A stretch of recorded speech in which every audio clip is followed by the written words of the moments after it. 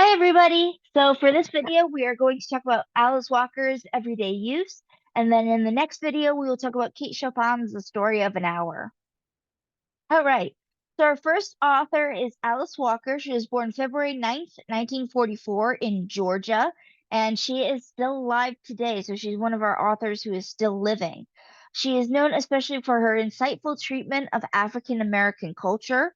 Her most famous novel is The Color Purple, which she wrote in 1982 and focuses particularly on women. Among her many published works in poetry and stories, this particular novel won the Pulitzer Prize. It's been adapted into a movie by Steven Spielberg in 1985, later a musical by Oprah in 2004, and they are currently in production of a movie version of the musical of The Color Purple. Uh, she was born the eighth child of African American sharecroppers. So prior to the civil rights movement, this was a major way of working for African Americans after slavery ended. And it was where a family would live on the land, they would work the land, they get a small portion of the money from the crops that they helped to produce, but they didn't own the land. And it was basically a way that farmers could still produce a lot of their agriculture, and those who only knew agriculture could still work until we figured out better situations for everybody. She was able to graduate college in 1965. She was highly involved in the civil rights movement, and she's still publishing to this day and giving talks. Her most recent book is Taking the Arrow Out of the Heart, which she published in 2018. So we have her story, Everyday Use, was written in 1973. So first, obviously thinking about the feelings of the story, we discussed this a little bit in the in the discussion board with the fact of, how do we feel about Deed? How do we feel about her message of wanting to connect with her cultural heritage from Africa, considering her attitude is very off-putting and turns people off from her message, especially the fact that she kind of shoves aside the heritage that she knows in order to find ancient heritage. If you use the link, well, I won't because it's copyrighted material in this video. So if you use the link from the PowerPoint that I've included, it is a short adaptation of the short story. It doesn't include everything from the short story, but it does kind of show her attitude a little bit more, the way it's been interpreted by the actress, and especially the way Maggie is versus Mama versus Hakima Baba, and how all of them act based on the way the story is. So one question that we discuss in the discussion board, but also in class, is whether Dee is for real. Does she really truly believe in everything that she's saying? Or is she putting on airs because she really likes Hakeem? Is she trying to be someone she's not? Or does she really truly embrace this idea of learning her heritage? This is part of a movement during the 1970s that Alice Walker is writing about, where, people are interested in their heritage. A lot of people are. That's why we have things today like Ancestry.com and 123andMe and all these DNA tests, is because we want to know more about our history personally. Where did we come from? Who were our ancestors? And for a lot of African Americans, because of slavery, they don't know directly who their ancestors were, where they came from. So they just started connecting to cultures of Africa and trying to learn more about them in the 1970s. So this was really the audience of, the young college age people that Walker was trying to target with this story, trying to remind them, you know, yes, it's important to look at our heritage, but let's not throw away things that are important to us too, because, you know, looking at our ancestors, if we throw away the most recent ancestors because of we don't want to think about how they were oppressed, then we lose a lot of important heritage to us as well, especially people we may have known. And so that's kind of her purpose, many scholars agree. For cultural context, like I said, we talked about the setting. It's pretty much set in the 1960s and late 60s, early 70s during the this cultural movement. Um, we get really the geographical setting, it's most likely in the American South. The physical setting, we only really see the house that Mama's in with that she lives in with Maggie, and we can tell that it's not the greatest of houses. Mama herself has had to work very hard for her life that she has. The house that they had when Dee and Maggie were younger was burned to the ground. So that makes it very um, difficult that she had to rebuild everything. We know that Mama is by herself. She doesn't have a husband with her, whether he left or whether he died, she's by herself trying to take care of two kids. And the culture and society, she's part of, Dee is part of this culture of this young college kids trying to figure out who they are, what their place is in the world, where they come from, but also coming from a place where it's a changing generation. You had the people who, if they weren't born into slavery, were direct descendants, of a slave themselves. Now you have their children going to college. So it's a very changing culture and society for the older generation to watch the younger generation come through, and maybe they don't want to learn, like Mama clearly doesn't, or maybe the younger generation is ignoring the lessons of the older generation, or maybe a mixture of both. So for conflicts, for this particular story, we have a couple of different conflicts going on. We have a conflict between Mama and what Dee wants of Mama. We have Mama who she is. She is who she is.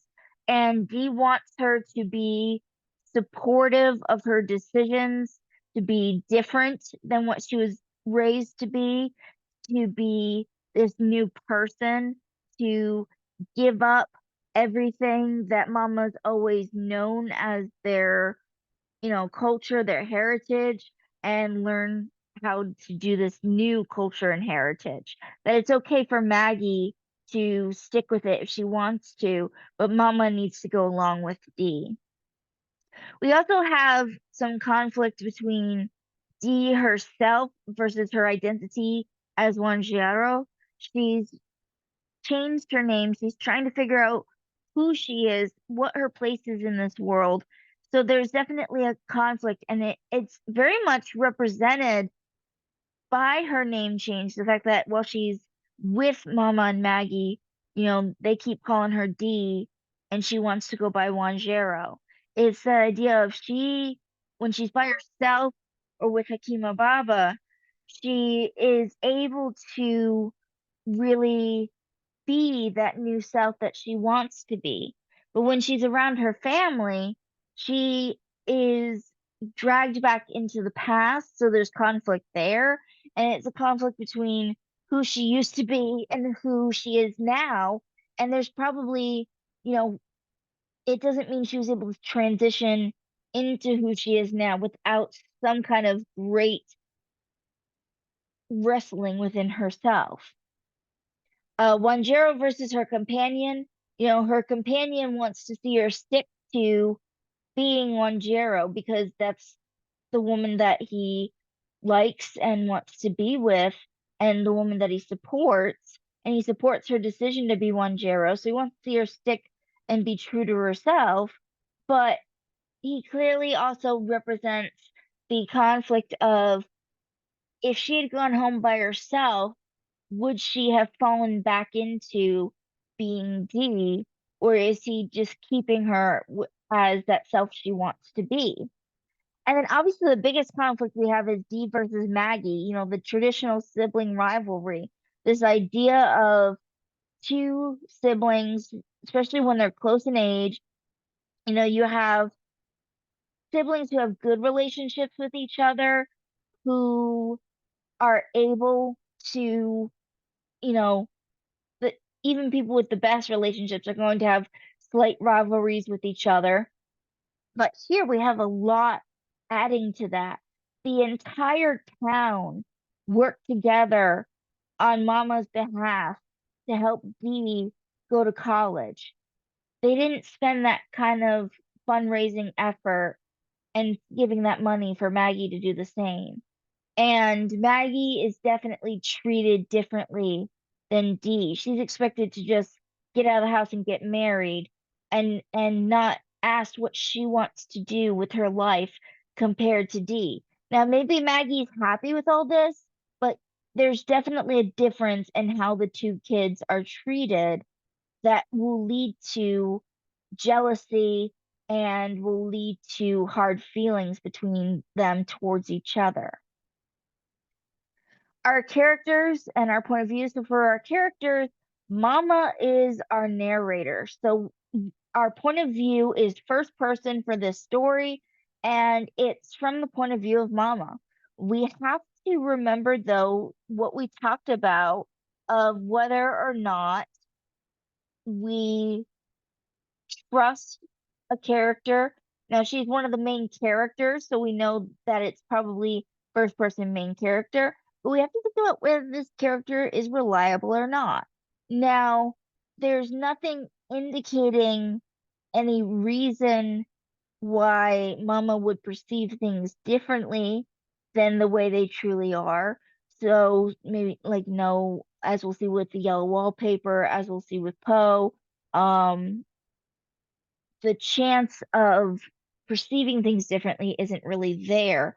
However, do we still trust everything Mama says? Is she trustworthy? In many ways, scholars would say that she is, but there are some who argue she isn't because she's telling the story. And she's telling the story of how when her eldest daughter came home, her daughter had changed and her daughter was, antagonistic towards her mother and towards her sister. And she was not someone that Mama was going to put up with being that way, and that she protects her younger daughter, Maggie. Now, we don't know because obviously we know not talking about this like it's a real thing that happened, but being a fictional story, we're not there to experience it, and we're experiencing it through Mama's eyes. So if there was a chance of Mama having done something that maybe she doesn't want to tell us about, maybe she doesn't want to tell us how she contributed because she wants to paint herself in the best light.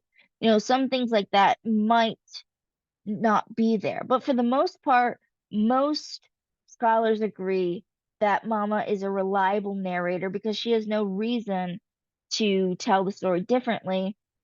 And even looking at Walker, Walker has no reason to make us not trust Mama. So that makes it that we can pretty much trust what Mama says is what happened. Obviously, we have Dee or Wanjero, whichever you want to call her. She's very much the spoiled eldest child. Like I said, there's a difference between how the two children are treated. Um, Maggie has gone through a lot more difficulty in her life. She was hit, when the previous house was on fire, Maggie was burned quite badly and might have some disabilities from that. She is a lot shyer and clearly has a lot more social difficulties than Dee does.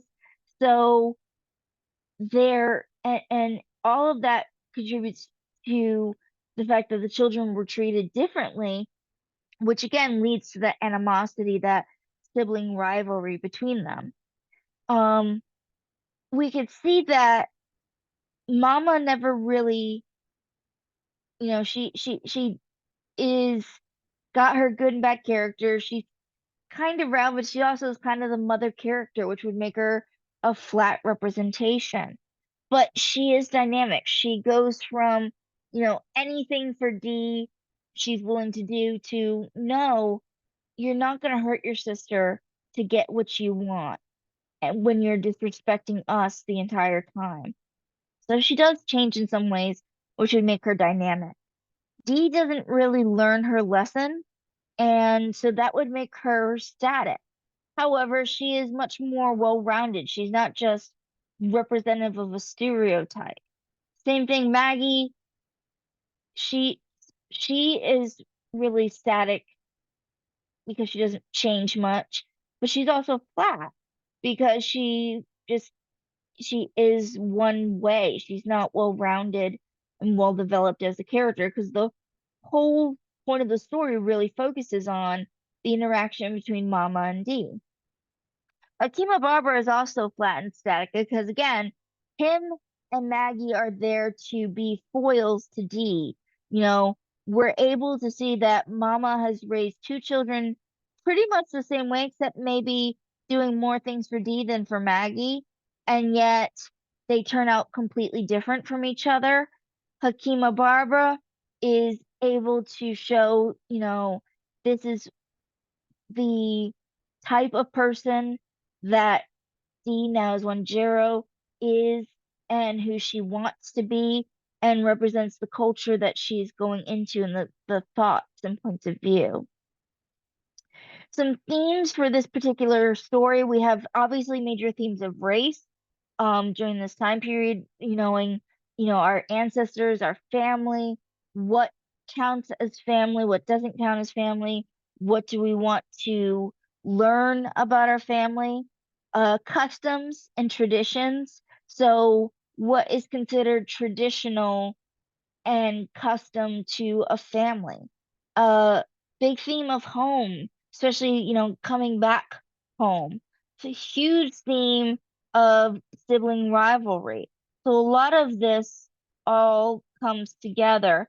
As I had said, that you can see each of these individually through the story. You can see some of these combining with each other, and you can see that there are multiple themes sometimes for a story. You might be able to see the message of family and sibling rivalry and customs and traditions, but not see the theme of race and home that someone else does. And last part with this story is the symbolism. So Mama's hands are a big thing of symbolism. They're described as very rough, kind of mannish in size and feel because of, like I said, roughness, which all symbolizes that Mama has had a hard life. She, by the fact that they are rough and well worn, that shows that she's had to work with her hands for the majority of her life. So it shows that she is a laborer. Whereas Dee's hands obviously are going to be a lot softer, a lot more gentle, because she hasn't had to live such a hard life that Mama has. Sight is a major part of symbolism. They mention sight several times, but here's the symbolism too of not just physically what do we see, but how do we want to be seen. Maggie's scars. We had talked before in the introduction to short stories and literature, when how to analyze short stories, how scars represent a wound that is never healed. So for Maggie, she has scars from the fire. She has wounds that never healed. What might that symbolize as well? The story tells us that Dee danced while the flames burned. That's not normal. Most people would not be excited to have their house burned down unless, you know, it might suggest maybe Dee started the fire, which could suggest why Maggie has scars and there's a lot of animosity between them. Because if Dee started the fire that caused Maggie to get hurt, caused Maggie to be treated differently than others due to her disabilities because of the fire, that could lead to a lot of animosity on Maggie's part that you did something that directly hurt me. Um, but even still, even if Dee didn't start the fire, just the fact that she was excited that the fire happened and was so happy to be out of that house and Maggie got hurt by it, that alone is a wound that may never heal. But the quilts, as well as some of the other things, obviously, the big symbolism in the story is that the items that are there, Maggie's willing to give them up because she has the memories of learning the skills of her family, like butter churning and making the quilts. She knows how to make her own quilts. She knows how to repair them. And she can take clothes from family members and make new quilts if she wanted to. But beyond all the fact that she could just make new stuff if she wanted to, and she has the skills, she has the memories of learning how to do those skills with her grandparents and her parents. And that sometimes is more a treasure than the actual item itself. And that's where Dee doesn't quite understand her heritage because Dee figures, well, the quilt itself is the symbol of their heritage, which is an irony because she wants to reject everything about her heritage except the items that come directly from her heritage. And she rejects the skill when she's a child of learning how to do these skills because it's beneath her. She doesn't want to work and do these skills because it's hard work and it's labor and she's meant for more. But in reality, she's also losing out on the memories of being able to create these different things.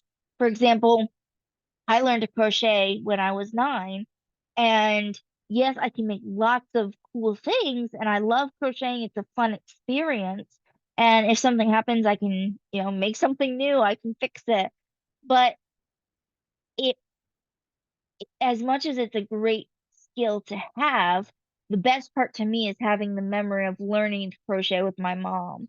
That and learning and being able to talk with my mom now about all the cool patterns and we learn from each other how to create new things. That is an experience in itself that is valuable. But also there's a deeper symbolism that a lot of people don't know with the quilts in the story. So during the time of slavery, during the time of the Underground Railroad, this was a skill that many women and many African American women had was the ability to create quilts. And yes, a lot of people, because you couldn't afford fabric, you would use old clothes, especially memory quilts you could create out of clothes of those who had already passed on. But depending on the colors that you put together, depending on what kind of patterns you do, they were able to actually embed codes into their quilts as to where the locations of the Underground Railroad were.